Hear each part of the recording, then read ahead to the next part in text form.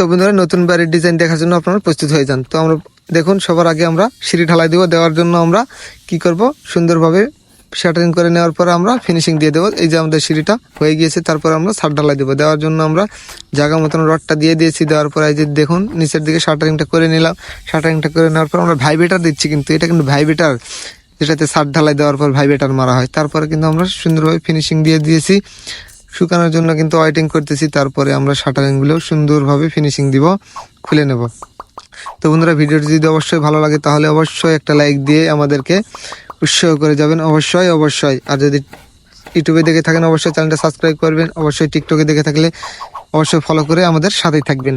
তো আমরা জানলা দরজা কিন্তু সুন্দরভাবে জায়গা মতন দিয়ে দিয়েছি। দেওয়ার পরে কিন্তু আমরা সুন্দরভাবে ফিনিশিং দিতেছি। দুতলা বাড়ি করার জন্য কিন্তু আমরা শাটারিং আবার করে নিলাম নতুন করে।